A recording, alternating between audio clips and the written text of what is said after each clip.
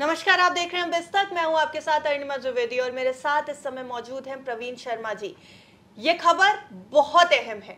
आज एक गंभीर मुद्दे पर प्रवीण जी के साथ चर्चा करेंगे और वो मुद्दा है हिंडनबर्ग रिपोर्ट का।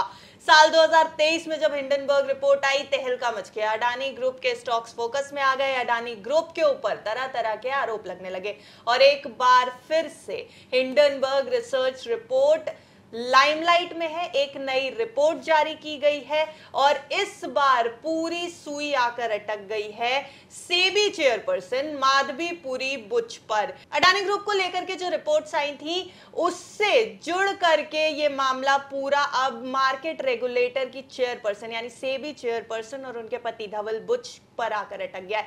सर, ये पूरा मामला और इसका अडानी कनेक्शन कैसे घेरे में आ गई माधवीपुरी बुच, वो कौन से आरोप है जो माधवीपुरी बुच पर लग गए और कैसे अडानी के साथ डायरेक्ट लिंकअप हो गया? आसान भाषा में एक बार हमारे। बिल्कुल, देखिए, जब रिपोर्ट आई हिंडनबर्ग की आज शनिवार की देर रात, तो उसमें मोटे तौर पे 3 आरोप लगाए हैं। एक तो जो 2023 की जनवरी में रिपोर्ट आई थी अडानी पे हिंडनबर्ग की, उसमें अडानी पे पूरे कई गंभीर आरोप लगाए थे। ऑफशोर फंड्स का इस्तेमाल किस तरह से किया गया है पैसों की राउंड ट्रिपिंग के लिए, शेयरों में जोड़ तोड़ के लिए, और जो मिनिमम शेयर होल्डिंग है उस रूल से कैसे बचने के लिए उनका इस्तेमाल किया गया, ये बात कही गई। और 3 मोटे आरोप लगाए गए। एक, अडानी से रिलेटेड जो फंड्स हैं उनमें सेबी चीफ और उनके हस्बैंड के इन्वेस्टमेंट का आरोप है।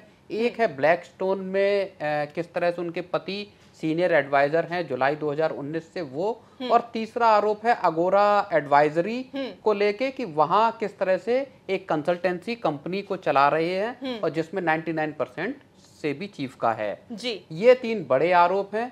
लेकिन अगर हम अडानी ग्रुप की बात करें, जो एक बड़ा आरोप है कि अडानी ग्रुप के साथ किस तरह से लिंक एक दिखाने की कोशिश की है हिंडनबर्ग ने, या आरोप लगाया बड़ा, तो उसमें हिंडनबर्ग ने ये आरोप लगाया है कि जो अडानी के ग्रुप की जो ऑफशोर फंड्स हैं उनकी जो जांच का मामला अटका, तो क्या उसके पीछे सेबी खुद शामिल था कि सेबी खुद जानबूझ के इस मामले की जांच नहीं कर रहा था, क्योंकि उसका एक सिरा सेबी चीफ से जुड़ रहा था, उनके पति से जुड़ रहा था। ये एक बड़ा आरोप हिंडनबर्ग ने अपनी जो हालिया रिपोर्ट है उसमें लगाया है। सर, ये जो 2 बड़े आरोप लगाए, ये जो 3-4 बड़े आरोप हमने डिस्कस किए हैं, इसमें 2 नाम सामने आए। वो थे 2 फंड्स, ऐसे 2 फंड्स जिनको हाईलाइट किया गया हिंडनबर्ग रिसर्च रिपोर्ट में, और ये बात कही गई कि इसमें सीधे तौर पर निवेश है माधवीपुरी बुच और उनके पति धवल बुच का। वो 2 फंड्स, उनके बारे में प्लीज हमारे दर्शकों को बताएं, और कैसे अडानी से लिंक हैं ये दोनों ही फंड्स, ये जो ऑफशोर फंड्स हैं इनमें जो निवेश किया गया है। बिल्कुल, देखिए, ये मामला 2015 का है जी। जो हिंडनबर्ग की रिपोर्ट आई है उसके हिसाब से 2015 में ये इन्वेस्टमेंट किया गया। IIFL के जरिए ये एक खाता खोला गया। मॉरिशस बेस्ड फंड है एक, IPE प्लस फंड 1 जी। ये एक मॉरिशस बेस्ड फंड है, और एक फंड है ग्लोबल डायनेमिक अपॉर्चुनिटीज फंड, ये बर्मुडा बेस्ड फंड है। इन दोनों फंड्स में सेबी चीफ माधवीपुरी बुच और उनके हस्बैंड धवल बुच के इन्वेस्टमेंट का आरोप लगाया है। अब ये अडानी से कैसे लिंक है? इसमें जो विनोद अडानी हैं उनकी कंपनी ने ग्लोबल डायनेमिक्स अपॉर्चुनिटीज फंड में पैसा लगाया हुआ है, और इस फंड ने बाद में IPE प्लस फंड 1 में पैसा लगाया गया है, जिसका फाउंडर और chief investment officer Anil Ahuja है, जो कि अडानी एंटरप्राइजेस में डायरेक्टर के तौर पे सेवाएं दे चुके हैं। विनोद अडानी जो हैं वो गौतम अडानी के बड़े भाई हैं। तो इस तरह से जो सेबी चीफ का पैसा लगा हुआ है वो एक तरह से अडानी के जो फंड हैं जिनमें अडानी ग्रुप का लिंक है, वहां से वो तार जुड़ रहे हैं। और इसीलिए हिंडनबर्ग की रिपोर्ट में कहा गया है कि जो जांच नहीं आई पूरी, जो ड्रॉन ब्लैंक, जो एक बात सुप्रीम कोर्ट के लिए कही गई कि जो अडानी ग्रुप में जिन ऑफशोर फंड्स को लेके जानकारी सेबी जुटाना चाह रहा था, जांच करना चाह रहा था, वहां जब मामला अटक गया तो क्या इसकी वजह यह थी कि सेबी चीफ का खुद का इन्वेस्टमेंट इन फंड्स में था। जी, तो सेबी चीफ के इन्वेस्टमेंट की बात आ रही है, उनके हस्बैंड का भी सर कनेक्शन आ रहा है। ये कहा जा रहा है कि पहले कुछ शेयर सेबी चीफ के पास थे, उसके बाद उसको ट्रांसफर किया गया जब वो सेबी की चेयरपर्सन बनने वाली थी। उससे 2 हफ्ते पहले उन्होंने कुछ शेयर्स अपने पति के नाम ट्रांसफर किए। सर, ये शेयर्स का जो खेल है, ये क्या मामला है पूरा? किन शेयर्स की बात हो रही है? कहाँ हुआ था ये निवेश?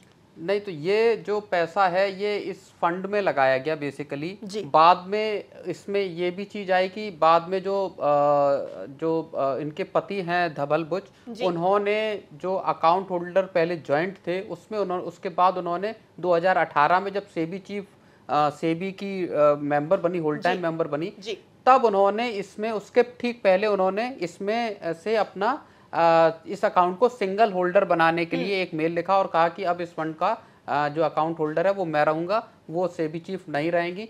तो ये एक उसमें बात निकल के आई। उसके बाद माधवीपुरी बुच ने जो सारा फंड में जितनी यूनिट्स थी वो सारी यूनिट्स बेचती। तो इन्हीं सब चीजों को लेके हिंडनबर्ग ने ये आरोप लगाए हैं कि आपके अडानी ग्रुप के जिन फंड पे अडानी ग्रुप के पैसों के लेन देन का आरोप है, वहां आपका खुद का इन्वेस्टमेंट था।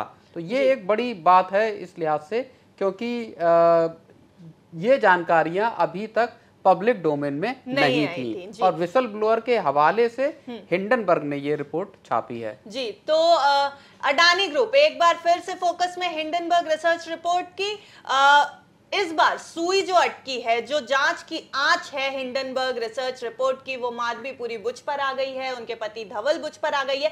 और कहीं ना कहीं इस जांच की आंच के माधवीपुरी बुच पर आने से मार्केट रेगुलेटर पर भी सवालिया निशान लगता दिख रहा है। सर, आपका बहुत बहुत शुक्रिया हमें इन फंड्स के बारे में आसान भाषा में जानकारी देने के लिए। तो ये जो 2 फंड्स हैं ये बहुत अहम है। हिंडनबर्ग रिसर्च रिपोर्ट के मुताबिक इन फंड्स के आसपास ही ये पूरी कहानी घूम रही है, जिससे अडानी और माधवीपुरी बुच का कनेक्शन जोड़ने की कोशिश की जा रही है। हिंडनबर्ग रिसर्च रिपोर्ट में क्या कुछ होता है इसमें आगे, क्या इस पर कोई जांच होती है, क्या सेबी चीफ की तरफ से कहा जाता है और क्या कुछ सरकार इस पर एक्शन लेती है, अडानी की जो जांच चल रही है उसमें क्या कुछ होता है, ये सब कुछ धीरे धीरे करके साफ होगा। ये पूरी तस्वीर अब साफ होगी।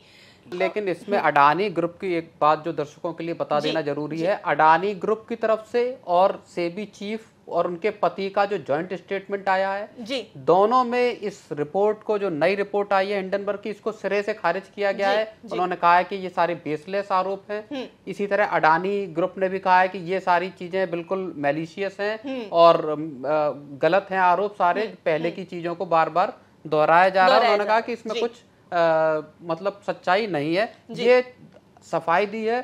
सेबी चीफ ने कहा है कि उनका एक डिटेल्ड स्टेटमेंट भी आने वाला है।